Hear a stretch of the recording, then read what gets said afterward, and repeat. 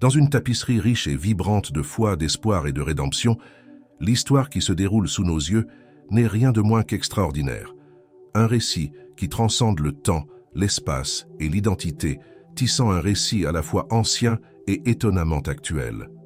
Dans ce récit, nous sommes transportés à travers de vastes déserts impitoyables, traversant les frontières des nations et des cultures, dans les cœurs et les esprits de ceux qui cherchent, de ceux qui aspirent à une plus grande vérité, à une lumière plus brillante, à une espérance plus profonde. Ici, à la croisée du divin et de l'humain, du sacré et du profane, nous trouvons un eunuque éthiopien, un homme de pouvoir et de position, mais aussi de profonde vulnérabilité et de désir spirituel. Ce n'est pas seulement un récit de conversion, c'est un récit de révélation et de transformation. Un témoignage éloquent de la force irrésistible et universelle de l'Évangile qui appelle chacun de nous, indépendamment de sa race, de son statut ou de sa condition, à un voyage de découverte spirituelle et de renouveau. Préparez-vous à vous lancer dans un voyage de foi qui défie les conventions, brise les chaînes de l'oppression et célèbre l'inclusion divine et l'amour inconditionnel. Il s'agit d'un récit où la sagesse antique rencontre la recherche contemporaine de sens, où la prophétie rencontre l'accomplissement, et où chaque pas sur le sable chaud et doré du désert nous rapproche du cœur battant du divin, le mystère enveloppant et éternel que nous appelons Dieu. Immergez-vous dans ce récit, laissez-le vous envelopper de sa richesse et de sa profondeur, et découvrez, peut-être pour la première fois, ou peut-être à nouveau, l'appel irrésistible et transformateur de l'amour divin. Je vous invite tous à explorer ensemble Acte 8, versets 26 à 40. Il s'agit d'un long extrait, et je vous suggère de le lire à la maison pendant votre temps de dévotion. Nous ferons une analyse approfondie qui nous mènera à la découverte des trésors cachés dans cette histoire. Je vous assure qu'il s'agit d'un voyage au cœur de la Bible et de l'histoire qui nourrira nos âmes et vivifiera notre foi. Vous constaterez que rien dans la Bible n'est écrit par hasard. Chaque lieu, nom ou phrase a une signification beaucoup plus profonde que nous ne le pensons. Le Seigneur nous attend à chaque verset, prêt à nous parler et à répondre à nos questions. Le récit de la conversion de l'eunuque éthiopien par l'apôtre Philippe occupe une place unique dans le livre des Actes. Cet épisode de conversion est rempli de détails historiques et culturels, révélateurs à bien des égards. Cet événement singulier préfigure la vocation universelle du christianisme naissant, appelé à se répandre bien au-delà des frontières d'Israël. À travers la figure de ce mystérieux dignitaire de l'Afrique, ce bref extrait contient une richesse exégétique impressionnante. Commençons ce message en vous présentant ce personnage étonnant. Que signifie être eunuque dans l'Antiquité? Il était courant que les garçons soient castrés pour devenir eunuques et servir dans les cours royales. La castration était pratiquée dans de nombreuses cultures, comme l'Égypte, la Perse, Babylone ou l'Éthiopie. Les eunuques étaient très appréciés car ils pouvaient occuper des postes prestigieux dans le palais sans menacer ou mettre en danger les épouses du roi. N'ayant pas de descendants, leur loyauté était exclusivement envers le souverain. La stérilisation se produisait généralement avant la puberté, entre l'âge de 5 et 12 ans, pour empêcher le développement des caractères sexuels masculins. Castré de force dans son enfance, l'eunuque a dû subir une procédure extrêmement douloureuse et traumatisante qui l'a privé de sa masculinité. Psychologiquement, cela a dû être très difficile à accepter, et il a peut-être ressenti de la colère, de la tristesse et de l'injustice. Malgré ce drame, il a réussi à gravir les échelons de la cour et à devenir un haut fonctionnaire. Cela démontre des qualités de résilience, d'adaptabilité et de détermination. Cependant, sa position privilégiée ne compense probablement pas la marginalisation dont il a souffert. Le fait qu'il se soit converti au christianisme est encore plus extraordinaire. En devenant chrétien, il a embrassé une religion qui prône l'égalité entre les hommes. Il trouve une nouvelle dignité aux yeux de Dieu.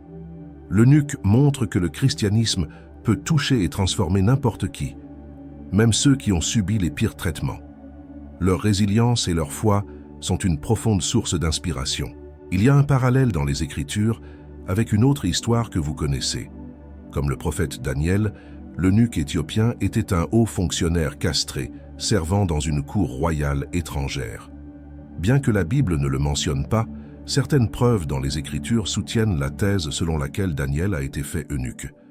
Premièrement, il ne s'est jamais marié. Deuxièmement, comme nous l'avons mentionné, il était esclave à une époque et dans un lieu où la castration des esclaves était courante.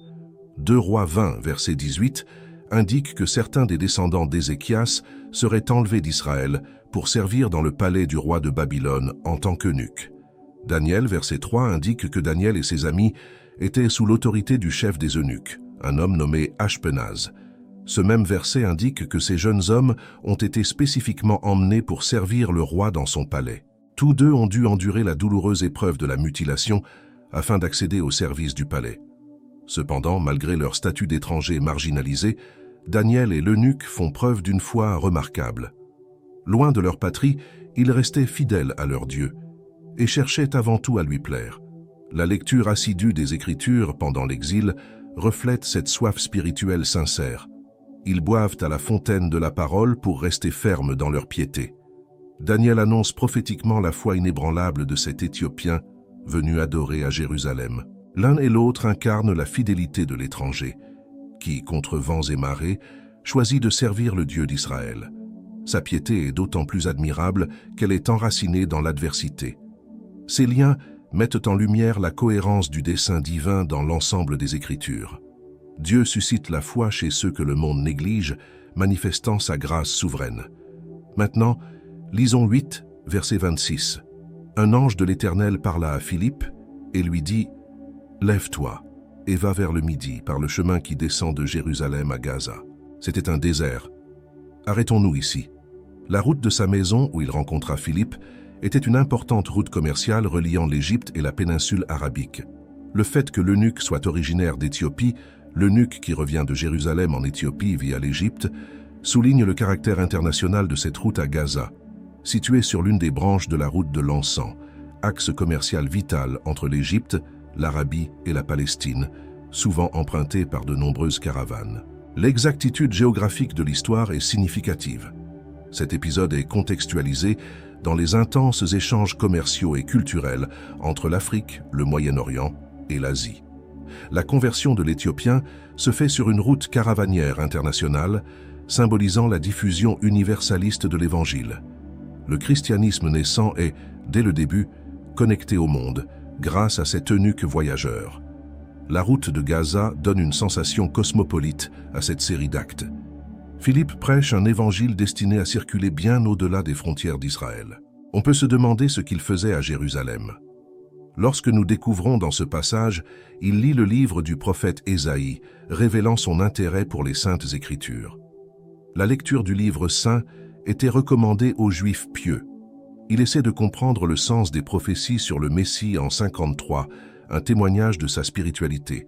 En tant qu'eunuque, la loi juive lui interdisait d'entrer dans le temple, selon Deutéronome 23, verset 1. Par conséquent, il était marginalisé religieusement. Mais cela ne l'a pas empêché de faire un pèlerinage. Jésus a critiqué l'exclusion des eunuques du temple et a préconisé leur inclusion parmi le peuple de Dieu. Matthieu 19, verset 12. Ainsi, malgré les préjugés religieux contre les eunuques, ceux-ci persévèrent dans la piété juive. Par ses actions décrites dans le texte, l'eunuque de Candécéas apparaît comme un homme profondément pieux et spirituel à la recherche de Dieu.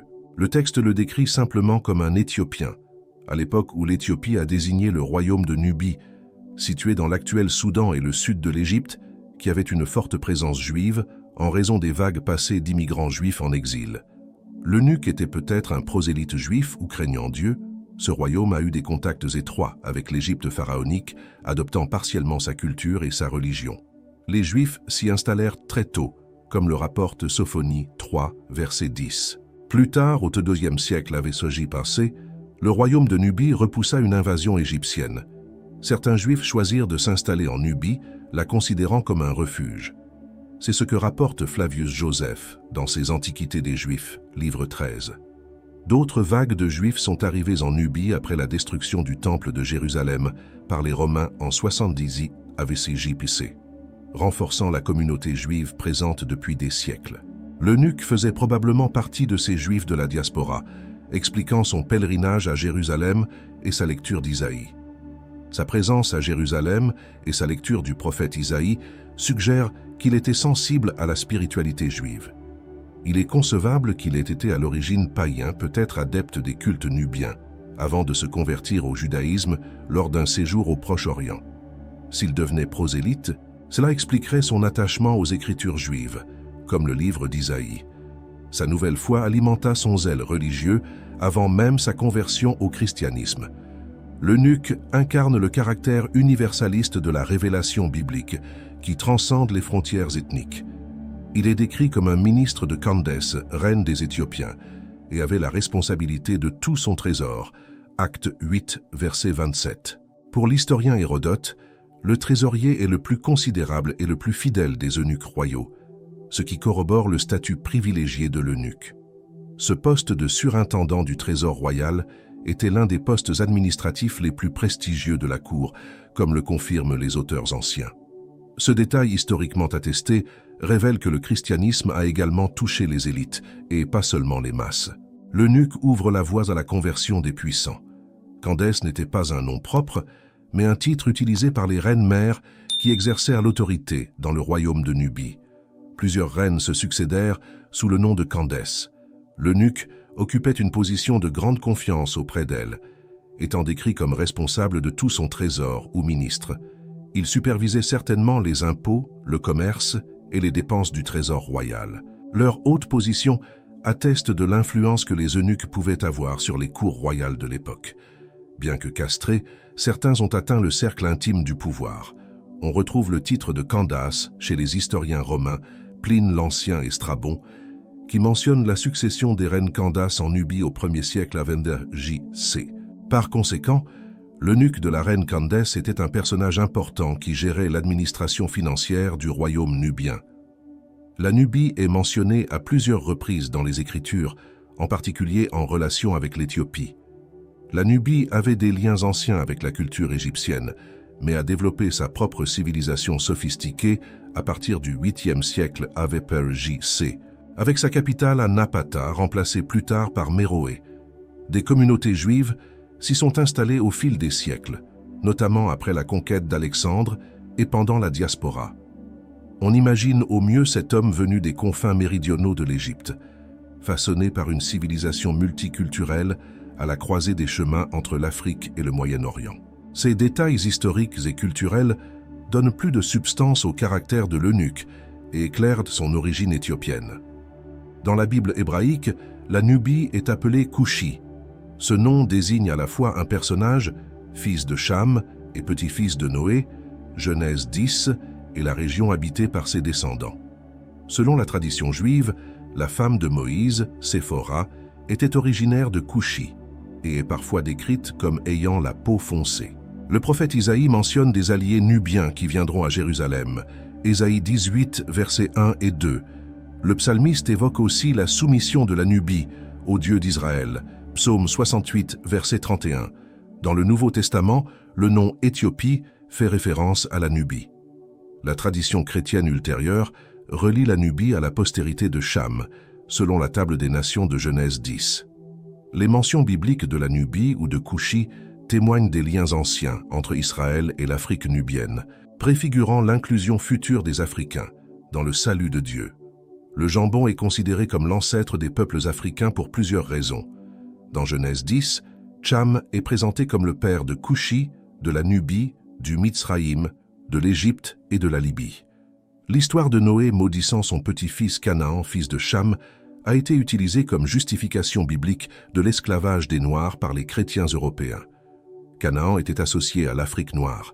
Le psaume 105, verset 23, mentionne le pays de Cham parlant de l'Égypte, où Israël a séjourné. Le nom de Cham était donc associé au continent africain. Après la redécouverte de l'Afrique subsaharienne par les Européens au XVe siècle, l'idée surgit que les populations noires étaient les descendantes de Cham. Cette interprétation était basée sur une lecture littérale et racialisée de la malédiction de Canaan pour justifier la traite des esclaves. Même après l'abolition de l'esclavage, cette association erronée entre les Africains noirs et la lignée de Cham a persisté dans certains cercles chrétiens. Bien que discutable sur le plan exégétique et éthique, l'identification de Cham à l'Afrique noire s'est enracinée dans l'imaginaire chrétien pour des raisons idéologiques liées à l'esclavage. Pour en revenir au texte, Acte 8, versets 27 à 35, nous montre l'eunuque lisant le prophète Isaïe sur son char. L'Esprit Saint ordonne à Philippe de s'approcher du char. Philippe entend l'eunuque lire Isaïe et lui demande s'il comprend ce qu'il lit. Le fait que l'eunuque lisait à haute voix suggère que la pratique de la lecture silencieuse n'était pas courante à l'époque. Ce détail mérite d'être souligné. Les actes précisent que l'eunuque lisait Isaïe lorsque Philippe s'approcha de son char, ce qui implique une lecture orale, une pratique courante dans l'Antiquité. Ce détail culturel révèle que la lecture silencieuse, telle que nous la pratiquons aujourd'hui, n'était pas la norme dans l'Antiquité. La lecture se faisait généralement à haute voix, étant moins une activité privée qu'une activité publique. Et ce haut dignitaire africain récitant les Écritures à haute voix nous fait émerger dans le contexte culturel ancien. Ce détail nous renseigne sur les pratiques de l'époque et nous montre aussi comment le texte biblique, en plus de son message spirituel intemporel, ouvre une fenêtre sur les usages concrets d'une époque révolue. Le verset 32 nous introduit au passage de l'Écriture que l'eunuque lisait, celui qui parle de la souffrance du serviteur de Dieu qui s'accomplit en Jésus. L'eunuque demande alors à Philippe de qui parlait le prophète Isaïe, et Philippe en profite pour prêcher au sujet de Jésus. Cette rencontre providentielle est guidée par l'Esprit qui conduit Philippe à croiser la route de l'eunuque sur la route cosmopolite de Gaza. Philippe profite de l'occasion pour annoncer la bonne nouvelle par Isaïe 53 au sujet du serviteur souffrant qui s'accomplit en Jésus. L'eunuque écoute avidement ce message qui résonne puissamment en lui. La description positive de l'eunuque dans ce passage des Actes contraste avec les préjugés négatifs des cultures anciennes à l'égard des eunuques, qui étaient souvent marginalisés. Philippe, cependant, partage avec enthousiasme l'Évangile avec cet Éthiopien. L'eunuque, étranger d'une autre culture, entend la bonne nouvelle de Jésus et devient croyant. Dans le contexte juif du 1er siècle, les relations avec les païens et les non-juifs étaient généralement suspectes. Les Samaritains étaient ostracisés et les Juifs considéraient souvent les autres peuples comme impurs et indignes de recevoir la parole de Dieu. À l'époque, il existait peu de contact entre les Juifs et les populations subsahariennes, et les Africains noirs étaient perçus de manière très stéréotypée. Philippe, cependant, sous la conduite de l'Esprit Saint, annonce que le salut en Jésus-Christ est offert à toute l'humanité, transcendant les barrières ethniques et culturelles. Cette attitude de Philippe était révolutionnaire et annonçait l'universalité du message évangélique qui s'adresse à tous les hommes sans distinction de race ou d'origine. Ce texte constitue une réfutation vivante de l'idéologie pro-esclavagiste qui a tragiquement marqué l'histoire africaine, réaffirmant l'humanité unique et précieuse de tous. Les Écritures dépeignent les Éthiopiens sous un jour positif à d'autres occasions également. Souvenons-nous de la reine de Saba qui, attirée par la sagesse de Salomon, quitte son royaume de l'Arabie actuelle pour le rencontrer à Jérusalem. Impressionnée par la sagesse, la richesse et la splendeur de Salomon, elle loue avec effusion le Dieu d'Israël et offre des cadeaux somptueux au roi. La tradition chrétienne identifie souvent la reine de Saba à la reine Makita d'Éthiopie, établissant ainsi un lien symbolique entre Jérusalem et l'Afrique. Jésus-Christ mentionne la reine du Sud, Saba, dans Matthieu 12, verset 42, soulignant sa recherche de la vraie sagesse qui culmine en Christ. La reine de Saba représente, dans les Écritures, un archétype positif de l'attraction des nations vers la vraie sagesse qui culmine en Jésus-Christ. Cet épisode souligne le lien profond et sacré entre la sagesse divine et ceux qui la cherchent, transcendant les frontières géographiques et culturelles, préfigurant le message universel de l'Évangile. Les similitudes entre les deux histoires sont remarquables. Tout comme la reine entreprend un voyage d'Afrique à Jérusalem, attirée par la sagesse de Salomon, l'eunuque se rend à Jérusalem pour adorer et chercher la vérité divine. De même que la reine revient émerveillée par la gloire de Salomon et du Dieu d'Israël, l'eunuque revient exalté après avoir découvert la bonne nouvelle de Jésus-Christ. La reine vient à la recherche de la sagesse et en partie enrichie, l'eunuque vient prier et en partie formé. Tous deux ont une rencontre spirituelle décisive dans la ville sainte. Ces deux pèlerins africains manifestent le même désir sincère de connaître le Dieu d'Israël, et leurs quêtes sont accomplies au-delà de toute attente. Leurs voyages respectifs à Jérusalem et leur retour joyeux préfigure l'alliance eschatologique de toutes les nations dans la vraie sagesse qu'est le Christ. Lorsqu'il trouve de l'eau, l'eunuque exprime le désir de se faire baptiser. Philippe déclare que cela est possible si l'eunuque croit de tout son cœur, ce à quoi il répond par l'affirmative en proclamant sa foi en Jésus-Christ comme Fils de Dieu. Le baptême a lieu, et l'Esprit du Seigneur enlève Philippe, laissant l'eunuque seul mais joyeux. Ce baptême dans le désert, où l'eau se fait rare, est providentiel et symbolique. L'eau surgit miraculeusement pour accomplir le dessein salvifique de Dieu, tout comme elle est apparue dans la création de Dieu au commencement. Genèse 1. Le baptême de l'eunuque dans cette eau providentielle évoque un nouveau commencement, une recréation par l'Esprit. L'eau du salut contraste avec la stérilité du désert, symbolisant la grâce vivifiante de Dieu, source inépuisable de rafraîchissement pour les âmes assoiffées, d'où jaillit la vie éternelle. Le baptême réalise cette promesse. La mention de l'eau dans l'histoire revêt une plus grande signification théologique et symbolique, révélant la régénération spirituelle opérée dans le baptême chrétien. L'eunuque, bien qu'ayant subi la castration dans son enfance, n'a pas vu sa sensibilité spirituelle s'éteindre. Bien au contraire, il semble avoir développé une soif d'absolu. Sa présence à Jérusalem et son étude des prophéties d'Isaïe révèlent un homme en quête essentielle. La bonne nouvelle du Christ, chargé d'amour, de justice et d'espérance, résonne puissamment en lui, répondant à sa soif spirituelle et lui offrant la dignité et le salut divin. Sa conversion est une source d'inspiration, témoignant que l'Évangile peut remplir les cœurs blessés en quête de spiritualité. Le message du Christ soulage la souffrance par des promesses d'accomplissement et de vie éternelle. Le baptême de l'eunuque annonce que les Africains sont inclus dans le royaume de Dieu, préfigurant la future intégration massive du continent africain dans le christianisme. Nous pouvons voir la prescience de Dieu à l'œuvre ici. Des siècles avant l'évangélisation de l'Afrique, Dieu préparait déjà le terrain amenant cet Africain à la foi. La conversion de cet individu préfigure la moisson d'âmes qui aura lieu plus tard en Afrique selon le plan divin.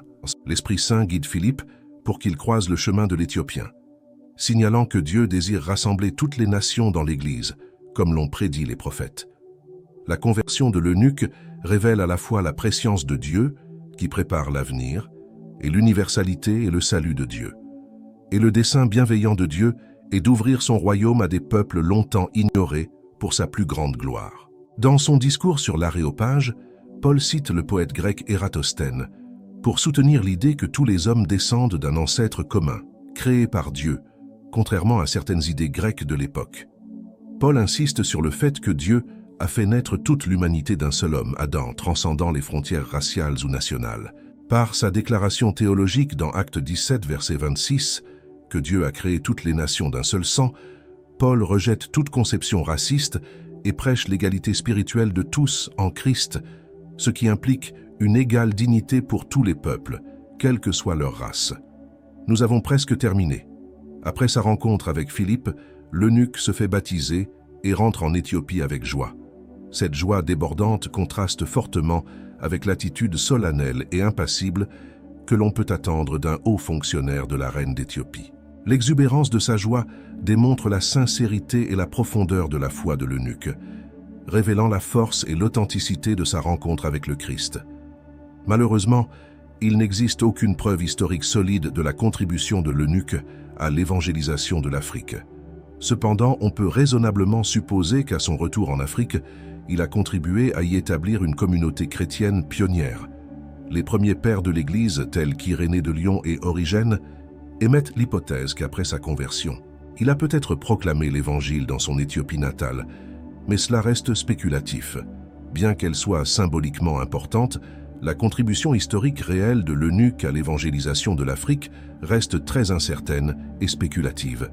Cet extrait expose comment les Écritures indiquent l'accomplissement de la prophétie. C'est l'Esprit de Jésus qui guide Philippe pour croiser le chemin de l'eunuque au bon moment et au bon endroit. Pour l'Église primitive, Jésus était la clé pour comprendre toutes les Écritures, car sa mort et sa résurrection ont accompli ce que les prophètes de l'Ancien Testament avaient prédit. De retour en Éthiopie, l'eunuque porte Jésus dans son cœur changé, devenant un messager du Christ ressuscité auprès de son peuple. Ce récit fondateur exprime l'essence du message chrétien. Un évangile pour tous, source de joie et d'espérance. Son caractère universel et intemporel explique sa présence dans le livre des Actes. L'histoire de cet homme marginalisé ouvre la voie à l'intégration des païens et des exclus, accomplissant ainsi la prophétie messianique du salut de tous les peuples. Que l'amour du Christ touche tous les cœurs, désireux de rencontrer le Seigneur en nous remplissant d'une joie que personne ne peut nous enlever. Comme Philippe, soyons des témoins audacieux de l'amour du ressuscité pour tous les hommes, en annonçant la bonne nouvelle qui transfigure chaque vie. Suivons l'exemple de cet Éthiopien qui, malgré ses épreuves, est allé de l'avant dans l'espérance. Puissions-nous ouvrir nos cœurs à la rencontre de Jésus, source vivante de notre joie, et qu'il nous envoie proclamer partout la grande espérance de l'Évangile.